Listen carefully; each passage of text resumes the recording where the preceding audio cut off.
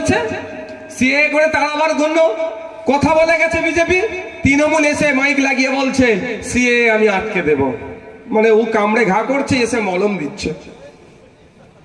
বলছে তুই যে বল ভালো করে, যত ভয় দেখাবি তত তোরা আমার লাভ।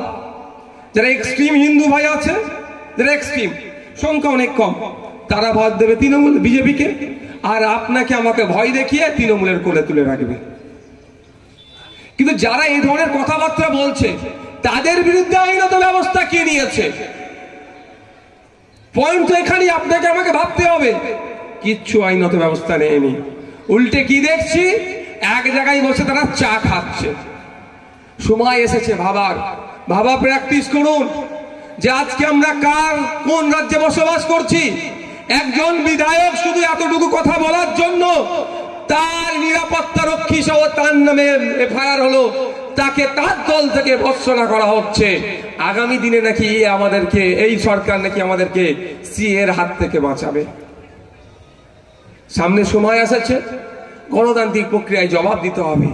আজকে যে বিষয়টা নিয়ে আমার বক্তব্য দেব বা দিচ্ছি, মীর নিসার আলীকে নিয়ে, তিতুমিরকে নিয়ে। তিতুমিরের নামের অভিযোগ একটা ইতিহাস আছে। আমরা কিন্তু আমাদের স্বাধীনতা সংগ্রামী, আমাদের সমাজের বীরের যেমন আছেন বিরসা মুন্ডা, ভগৎ সিং, আশফাকুল্লাহ খান, হাফেজ মীর নিসার আলী, বিনয় বাদল দীনেশ, শহীদ ক্ষুদিরাম থেকে শুরু করে শহীদ প্রীতিলতা ওদ্দেদার থেকে শুরু করে যারা স্বাধীনতা সংগ্রামী আছে, তাদের আমরা ইতিহাস ভুলে যাচ্ছি। ফলে আজকে আমরা ক্রমশ পিছিয়ে যাচ্ছি। হাফেজ নিসার আলী মাত্র তিনি 18 বছর বয়সে হিফজ কমপ্লিট করেছেন। তার ধর্মীয় পাঠ আমি সেখানে যাচ্ছি না, কিন্তু শুনুন এনার ইতিহাস বলছে তিনি যখন বাচ্চা ছিলেন এক রোগে আক্রান্ত হয়েছিল। তিনি রোগে আক্রান্ত হয়েছিলেন, ডক্টর মুসাই যে ঔষধ দিয়েছিল অত্যন্ত তিতকুটে ঔষধ, বাচ্চারা তো দূরের কথা, বড়রাও সেভাবে খেতে পারতো না।